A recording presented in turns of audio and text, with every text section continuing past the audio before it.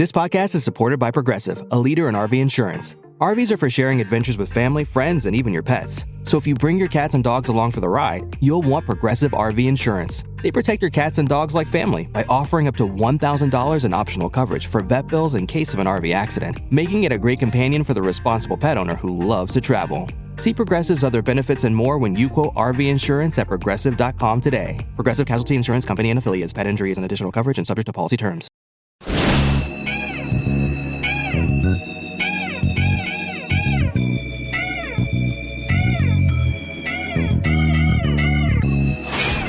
The sound of praise for your Sunday morning. The only one who could ever teach me.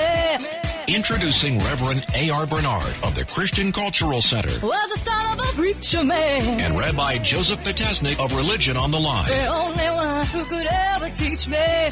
Now, here's the Rev and the Rabbi, where faith matters.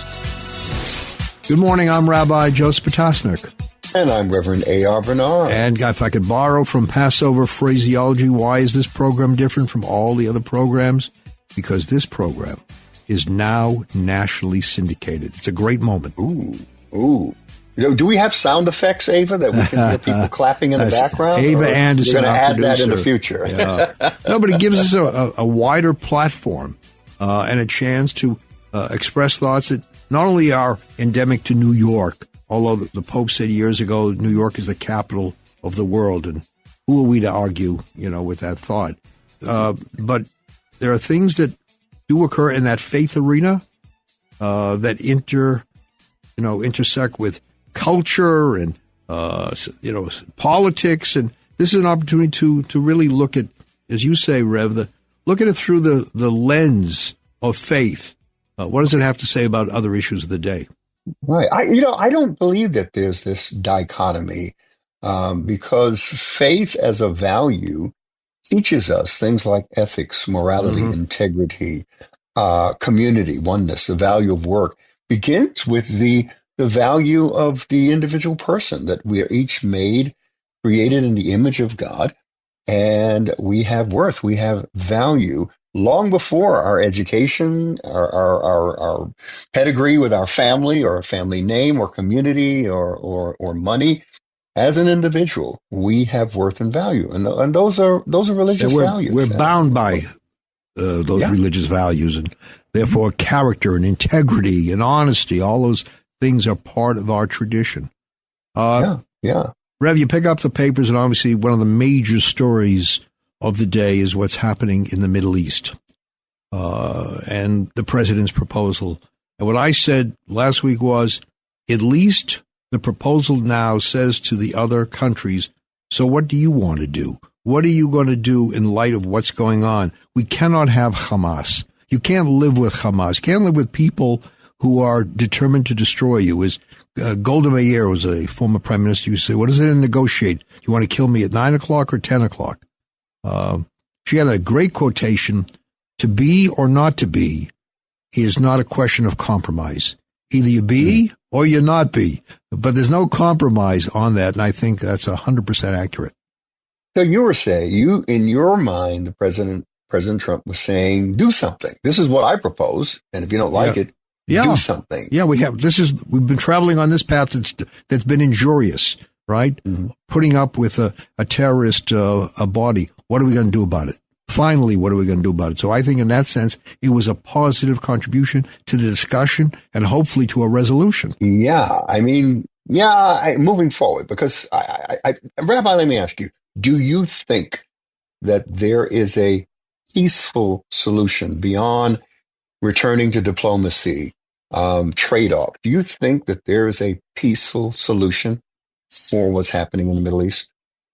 I think if countries of the world, countries like Saudi Arabia, Egypt, Jordan, United States, Israel, come together and say, what is our alternative? This is a path we can't travel on. What are we going to do differently? I think then people have to look within and come back with hopefully some constructive answers, and not just platitudes and not just, these general declarations that have absolutely nothing. The Israelis live in a difficult, dangerous neighborhood, And that can't continue indefinitely. It's gone on to look at a hostage situation. Look at what those hostages looked like when they came. You know, as everyone said, they look like concentration camp survivors. That's unacceptable. And, you know, and I said, where was the Red Cross all the time the hostages were being held? And why didn't the Red Cross cry out in condemnation? So I think there are questions that need to be answered, but they can only be answered by reasonable people sitting down and looking for a solution, a peaceful solution. No, you're talking about a return to diplomacy where we sit down and we have a conversation, a reasonable conversation around these things. And it also comes down to the balance of power. That's what the Camp David Accord was about. It was creating a situation where there was a balance of power. And without that, you'll have people going at each other the way we've seen. I think we can all agree that you can't live with someone who says, my goal is to destroy you. If that is your stated purpose, if that's your raison d'etre, then it is unacceptable and you have to be removed. And I think the parties have to recognize that. That has to be the sine qua non. We can't live with them. With them, there is no path forward. There's only going to be Rabbi, you're jumping from French to Latin. I didn't know you were. Well, you know, Rev, I took 4 years of Latin at Lynn English High School in Massachusetts, and I never got a chance to use those Latin phrases all these years, except now. So I thank you for the opportunity. So here we are on a nationally syndicated program now, right? Yep. And you're speaking several languages. I like that, Rabbi. You're expanding to reach a broader audience. Yes? Yeah. Rev, I've heard people say, you know, I'm not sure, you know, that this is the faith for me. And I've heard this from people of different faiths. And how do you go about it? And the first thing I say to people is before you reject your faith, I want you to understand your faith. I want you to take a journey and take a deep dive into it so you understand what it is you're rejecting. Don't just reject something you don't know. You know, you and I have had this conversation from time to time. And of course, you know, I'm very honest, transparent about my own Christian beliefs and its history. And Christianity presented something that was quite interesting when it comes to this whole idea of faith and religion that you identify with. Christianity presented the idea that you can actually choose your faith. In fact, Christianity presents itself as quite exclusive, as the way, not one of many ways, but the way. And that's why some people have a problem with Christianity. But for the most part, you adopted the faith that you were born into in terms of your family. So if you were born into a Muslim family, you know, you became a Muslim. If you're born into a Christian family, you became a Christian. And true in Judaism as well, correct? Yeah, and remember that in the Middle Ages, you didn't choose. Well, you had a choice, either be this or die. You know, we look at the liturgy that developed in the Middle Ages, and we see, you know, the Roman authorities were just brutal. You know, and there were also people who were adhered to Christian tradition. My parents used to say Good Friday in Europe, you wouldn't leave the house because Jews were attacked. So at least now there is that freedom to choose and freedom, you know, not to choose, the right to believe and the right not to believe. But I do think we have a profound responsibility to tell people this is who we are, not to compromise or camouflage. You know, some people want to sugarcoat to attract. Tell us who you are, your core belief, and then I can make a decision. This is somewhat of a rhetorical question. Do you think, Rabbi, that we've come a long way and that religion plays a better role in society? Absolutely. The past that the Crusades and all these other things, you know, the wars. I'm going to repeat something that became popular in some circles, not all circles. We're not going back. We're not going back. We're not going back to Egypt. We're not going back to the Middle Ages. We are in a much better time. We have some great guests with us today. First, we have the 55th governor, the state of New York, David A. Patterson, and Alan Abramson, well-known criminal defense attorney from the firm of Abramson and Moore. we're going to talk about something that's in all the newspapers, something that needs discussion. We're not going to give it away, so you've got to stay tuned to more of the Rev and the Rabbi right here on Red Apple Audio Network. Reverend A.R. Bernard, Rabbi Joseph Potasnik, where faith matters. The Rev and the Rabbi.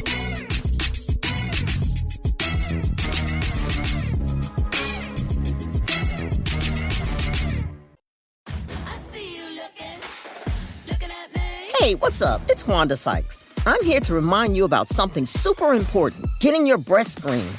Because trust me, your breast health should be a priority. Early detection for breast cancer can change the game, which is why you should visit yourattentionplease.com to learn more. And do me a favor, if you've already had a breast cancer screening, remind your friends and family to visit yourattentionplease.com too. We gotta look out for our girls. As a parent or mentor, you have the awesome opportunity to help a young person build a future. So if the future they want is in the military, take the time to learn more at todaysmilitary.com, because their success tomorrow begins with your support today. At Rocket, we believe everyone deserves their shot at the American dream. So if you're feeling locked out of home ownership, we're here to give you back the keys. We're opening doors, breaking down walls, and doing everything we can to turn renters into owners. And we're not going to stop until we help everyone home. To find out more, visit Rocket.com. Rocket, own the dream. I think you're on mute. Workday starting to sound the same? I think you're on mute. Find something that sounds better for your career on LinkedIn. With LinkedIn Job Collections, you can browse curated collections by relevant industries and benefits, like flex PTO or hybrid workplaces, so you can find the right job for you. Get started at linkedin.com/jobs. Finding where you fit. LinkedIn knows how.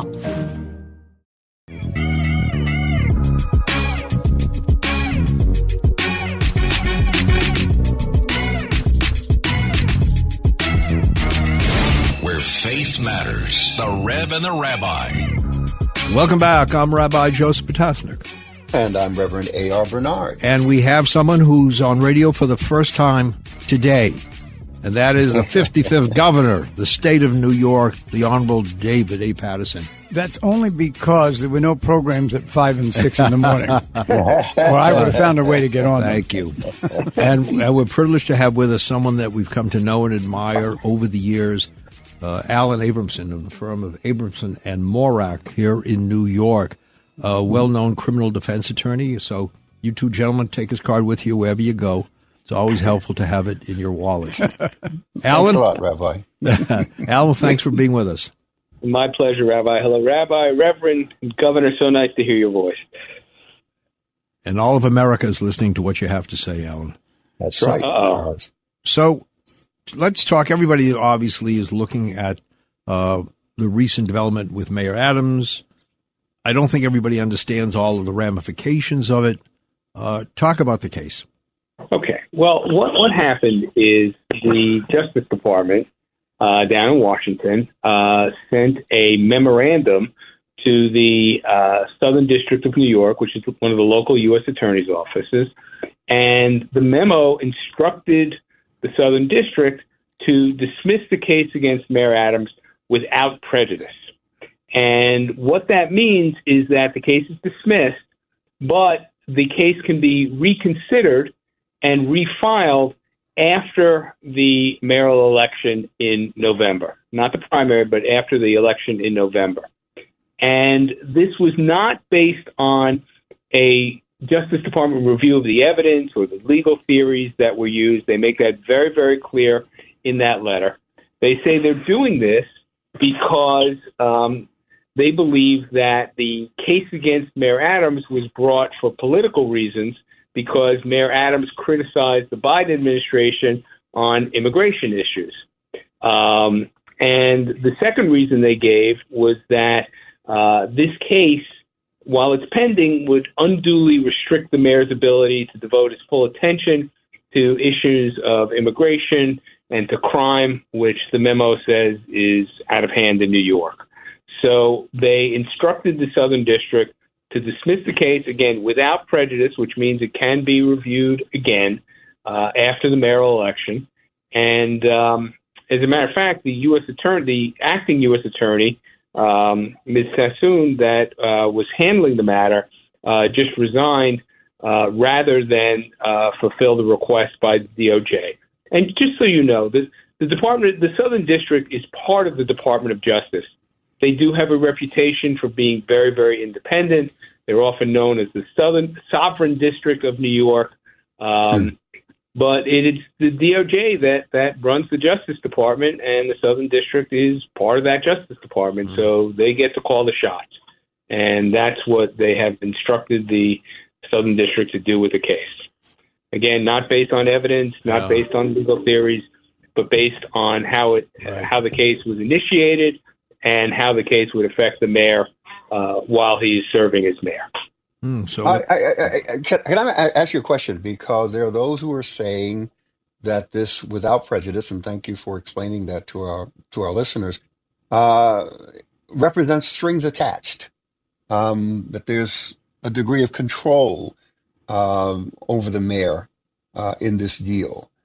Is that true? Do we understand it that way? Well, true is a difficult word to say. I can say that Mr. Bove, who is the acting U.S. attorney down in D.C., he in the memorandum, it makes it clear that the government is not offering this dismissal in exchange for anything. Is the mayor's cooperation or don't criticize the current administration. That's what they're saying. But there are many people who believe, well, how could that possibly work? I mean, if the mayor is critical, it seems likely that he's not going to get the kind of consideration he wants once the election is over. And it does appear to many people that there are strings attached, that the mayor has to, perform his job in a certain way and act in a certain way in order for the Justice Department to ultimately dismiss the case. There's something hanging over his head. But Alan, could they say, criticism of the administration is going to be held against you? I mean, they couldn't use that kind of language. It's certainly not going to be stated like that. But you can't help but believe that the mayor, understands that he has received a break that is truly extraordinary. Look, whether you agree with it or not, I think everyone would have to agree that something like this has never happened before. I mean, certainly I've been doing this now almost 40 years, both as a former prosecutor and as a defense attorney. And I've never seen a case dismissed under these circumstances. And I don't know how Judge Ho is going to react to this. The judge can't refuse to dismiss the case because there are practical reasons. He says, okay, this is improper. I'm not going to dismiss this case. Well, there has to be a prosecutor to prosecute it. And the government is saying, look, we are not going to prosecute the case. Yeah. You're speaking of Manhattan federal judge Dale Ho, right? That's correct. In terms of dismissing the case. Governor, I think you might want to ask something, right? I just find this situation to be reflective of a lot of things that are going on around us that are not the way they used to be. I'd put it that way. Just in the sense that Mayor Adams' lawyer got up the next day and said, oh, no, this case is over. This is over. That was just some writing at the end of the case. Yeah, but it was writing by a member of the Justice Department basically saying exactly what Alan explained to us just a minute ago.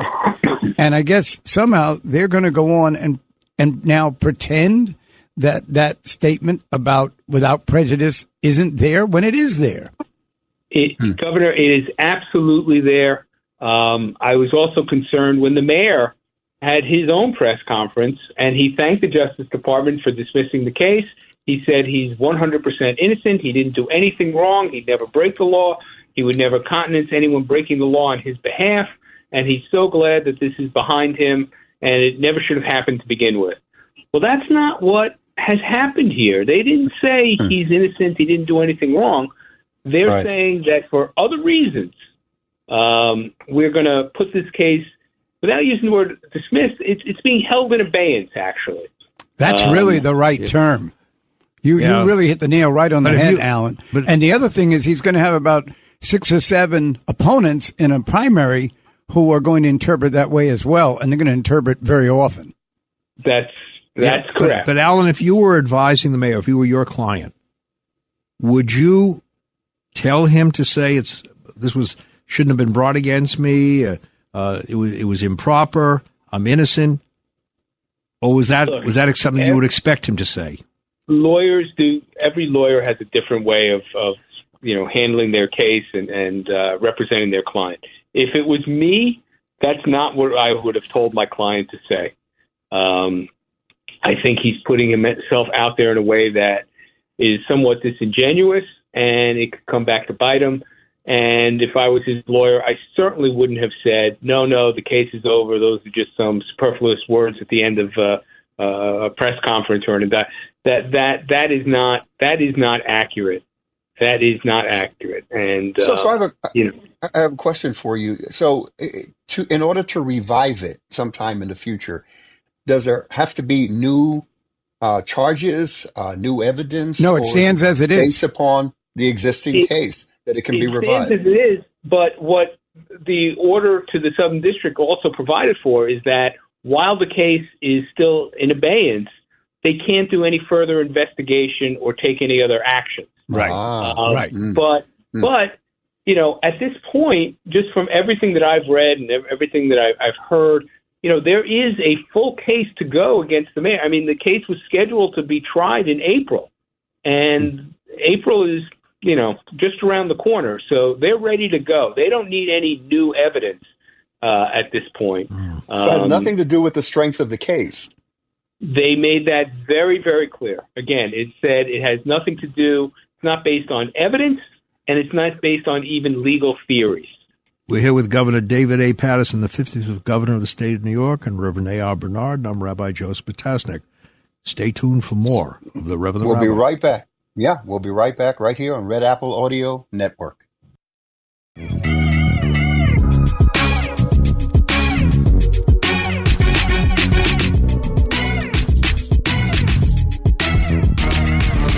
Reverend A.R. Bernard, Rabbi Joseph Patterson, the Rev and the Rabbi. Welcome back. I'm Rabbi Joseph Patterson. And I'm Reverend A.R. Bernard. And with us, let me just tell everyone, who's with us today. We got the 55th governor, state of New York, the Honorable David A. Patterson. And we have criminal defense attorney, a good friend to all of us, personally, not professionally, but a good friend to all of us, Alan Abramson of the firm of Abramson and Morek here in New York City. Yeah, Rabbi, I think you have a question. Yeah, we were talking about this during the break, and I'm curious to know, and this is speculation both on the part of the governor and Attorney Abrams, the public perception, and that's powerful. It's like we feel safe or we don't feel safe in the city of New York because of crime.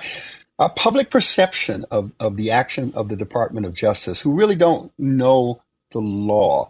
Will it give the impression that the DOJ and the president can do something like this because the case wasn't strong against Mayor Adams in the first place? Well, I think if there's a public perception, it would be about much stronger charges than have been levied so far. What I thought was kind of very interesting about this particular case is that everybody seems to have read what the indictment said. And my understanding is that most people who read it thought it was not a particularly strong case. But remember the late Judge Saul Wackler once said, you can indict a ham sandwich if you want to. So I think that a lot of times what the prosecutors put in, they put in part of the case. It might not look like something, but they've got other evidence they're going to bring later. Well, that's without question. When a prosecutor presents a case to a grand jury, they don't put in the whole case. They just put in highlights of the case. In federal court, oftentimes they don't call witnesses to the grand jury. They'll call agents to testify as to what witnesses said. They put in a very, very bare bones case. And then when the case goes to trial, that's when they'll fill the case out with all the evidence that they have. But although it's true that, you could even indict a ham sandwich, especially in the Southern District and in most federal courts, there is a conviction rate of, probably somewhere between 96 and 98%. So yes, it's easy to get an indictment. It's tougher to win a trial, but in federal courts, the government has a pretty high conviction rate. But if I may, let me just read one line from the memo that went to the Southern District from DOJ. It says the Justice Department has reached this conclusion without assessing the strength of the evidence or the legal theories on which the case is based, which are issues on which we defer to the U.S. Attorney's Office at this time. So they've gone out of their way not to say, it's a weak case, there's not much to it. They're saying, no, this has nothing to do with the evidence in the case. We're deferring to the prosecutors that have brought the case. So it's something different. So at some time, Governor, Allen, Rev, we have issues in New York that have to be confronted. Do you reach a point where we move on and we don't keep going back, with the indictment and the DOJ? Do we get over this at some point and look at everything else, Governor? Well, I think we're over it to the degree that Mayor Adams is going to run for mayor. He's going to run in the primary. There's some speculation as to which party he might choose to be in a primary. Or which parties. Mm-hmm. Might be both parties, right? Right. Yeah, that's what I meant. Yeah. And then you have, the 54th governor of the state of New York, Andrew Cuomo, who held executive positions that were elected offices for 14 and a half years in this state. So he would obviously be a qualified person who's running against him. Brad Lander is a controller. He's done a good job. He's running. Scott Stringer is running. So you've got a lot of people contesting him.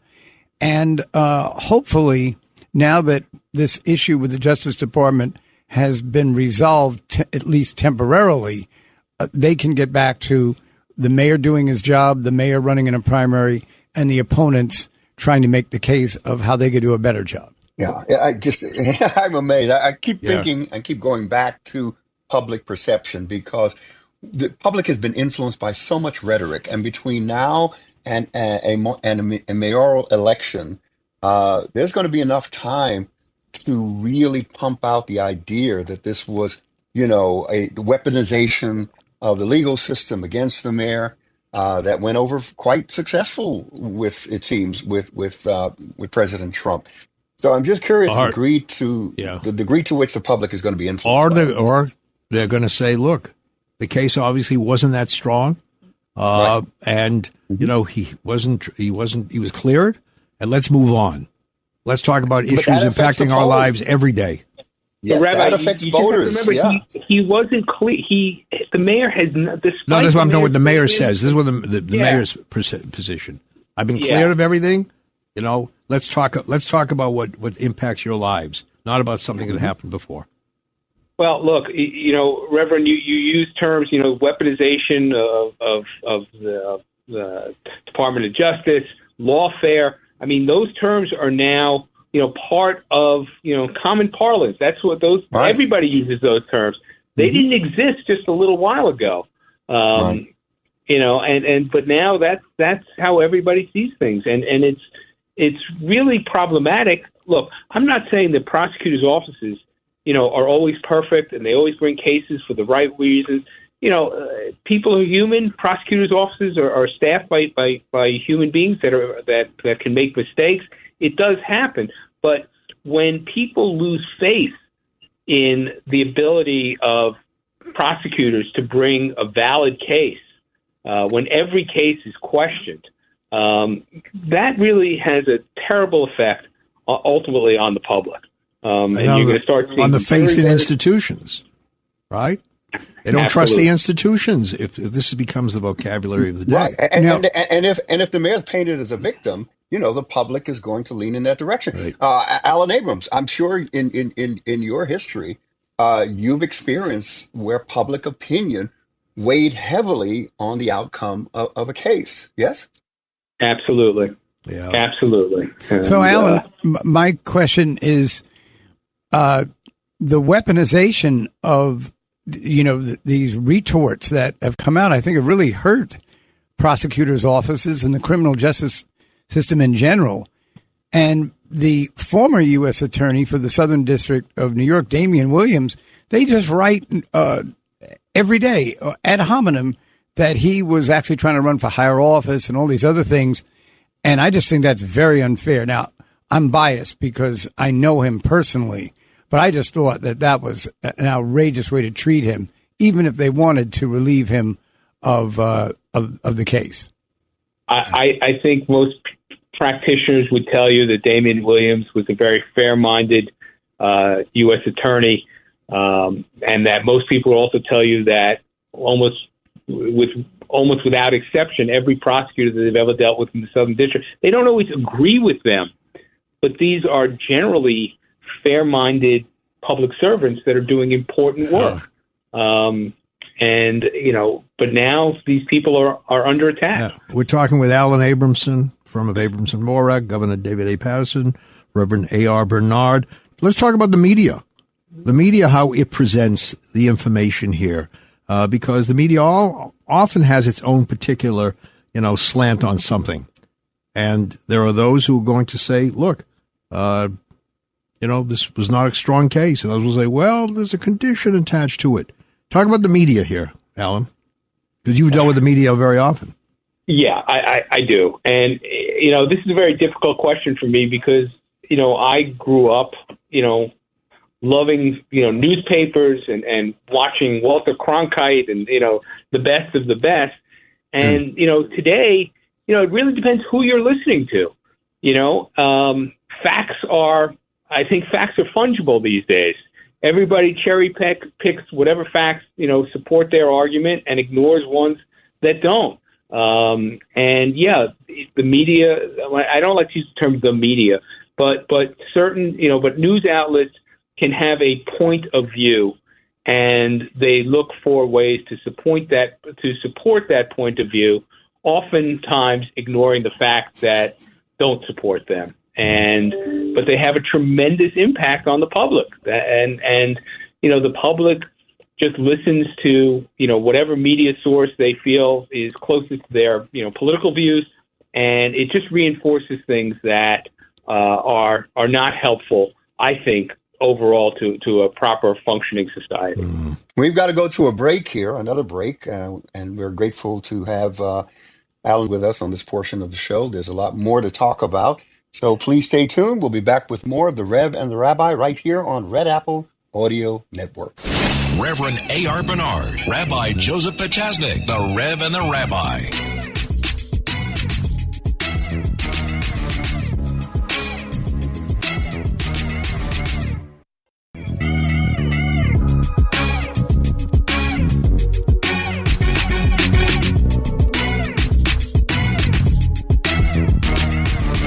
Reverend A.R. Bernard, Rabbi Joseph Potasnik, the Rev and the Rabbi. Welcome back. I'm Rabbi Joseph Potasnik. And I'm Reverend A.R. Bernard. And we're joined again by the 55th Governor of the State of New York, the Honorable David A. Patterson, and Alan Abramson of the firm of Abramson and Morak here in New York City. And thank you, America, for being with us for this program. So there are other issues. No.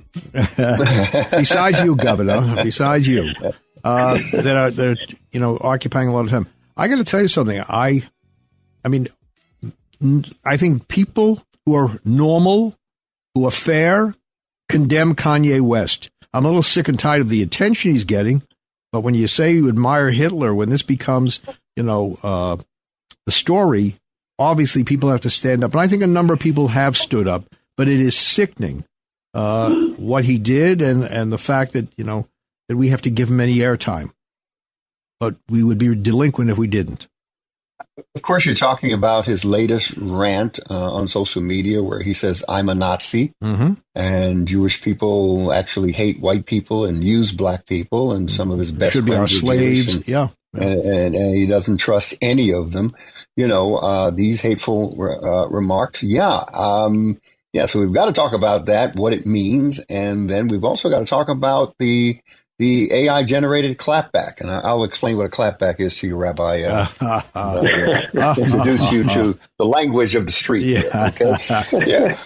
But how do we deal with someone like a Kanye West, gentlemen? Well, it's hard to imagine a mind that feels comfortable saying the things that came out of his mouth. And he's done this off and on for years without understanding that really 80% of what he really wants is attention. And we're in a society now where you get attention. And we just left a different subject, but I think even in that case, there's nobody like Kanye West. But what I'm really saying is, if you really want to give people a hard time or frighten whole communities, particularly communities that have been victimized historically over centuries, you go out and say something like this, and then you turn around and sort of act like it's okay. It's not okay. But I don't think that the condemnations have surpassed the pain that he caused by talking. It's a moment. It's a moment for faith leaders of all different faiths, and people of conscience, to stand together to condemn it with one voice. It's just outrageous. He knows what he's doing. As you say, he loves attention. He craves it. He gets it. But it doesn't diminish our responsibility to respond to it. It's just too dangerous to let it go unaddressed. And it's more than anti-Semitism. He targeted people with disabilities, other racial groups. So it's quite broad, in terms of his attack on the other. And it's crazy because he, as a person of color, is one of the other. And yet he's engaged in this type of offensive language, offensive rhetoric. Well, I think it's tough. You don't want to give him more of a spotlight, but I think something like this requires condemnation, not only from faith leaders, but our political leaders as well. And it has to be with a clear voice. Maybe our politicians and our faith leaders can get together and speak as one, but everybody has to condemn what he has said. It is so out of bounds. This isn't an opinion. It's just so out of bounds, so hateful, and so destructive that I do think, responsible political folks have to. I'm glad you said that, Alan, because if we don't collectively confront this charge, what do young people think? What are we saying to young people? You can get away with it.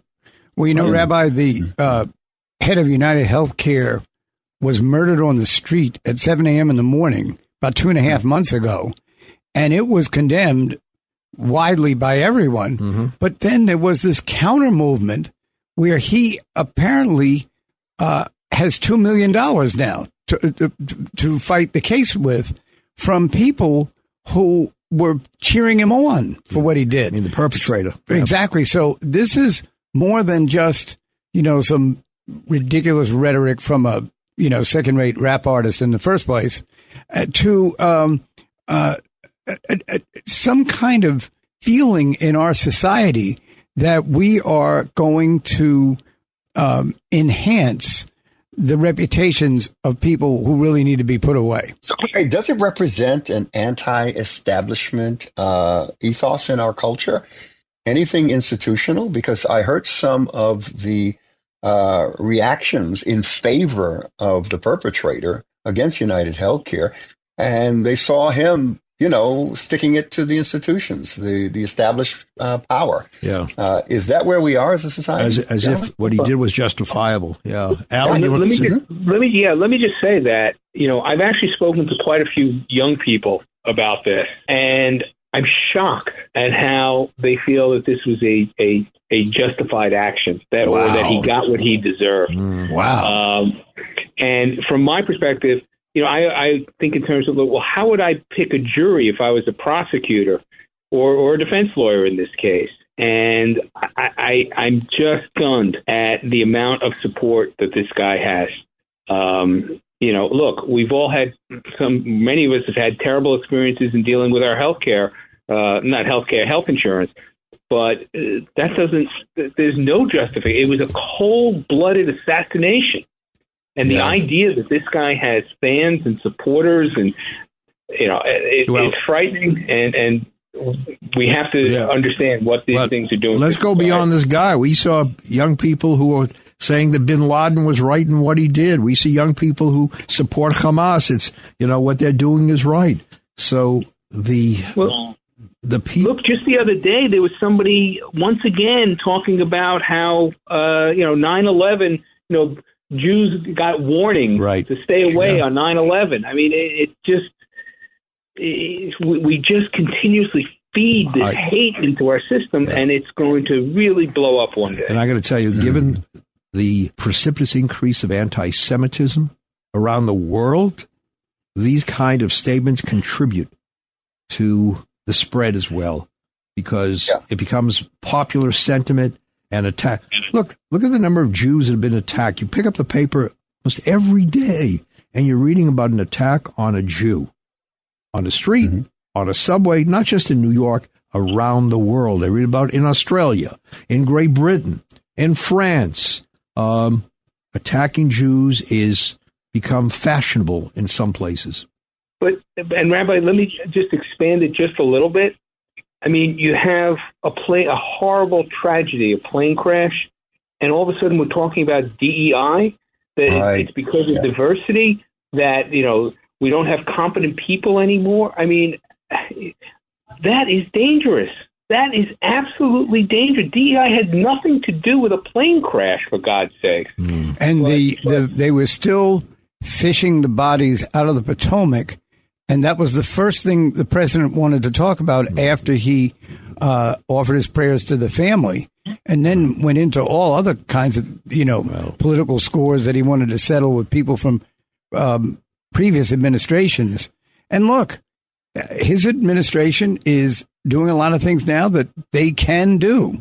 When they start telling states, giving them orders, that they're going to have to follow them. But the point is that I just think the tone is just reprehensible. Well, irresponsible rhetoric should be countered by responsible rhetoric. That's what it says. Rev, we come almost to the end of the program.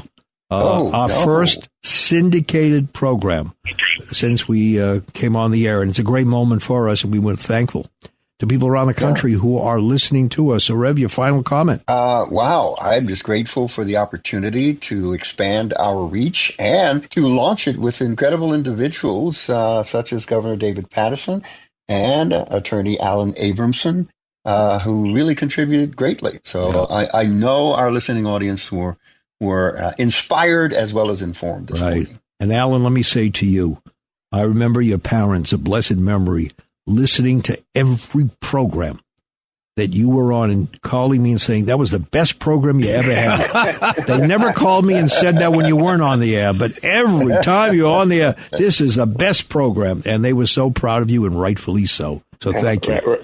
Thank you, and thank you for mentioning my folks. It means the world to me. But yes, they really look forward to any time I got to appear on the show. Yeah. And Ava Anderson, our producer, we are grateful also to you for all you do. And Rabbi, partnering with you over it's been 7 years. This is the seventh year, right? Yeah. It's a blessing. 7 years to become syndicated. How about that? Well, I've been blessed to be with you all those years, and prior to those years, a brother. You're a member of the family. And as an only child, I appreciate you even more. Yeah. Until you talk to the guy with 8 siblings and all of a sudden, the only child looks good. I get that. Yeah. But thank you, our listeners, for journeying with us over these 7 years. And now, as we expand our reach, joining us as part of a national audience right here with the Rev and the Rabbi on Red Apple Audio Network. Till next time, God bless.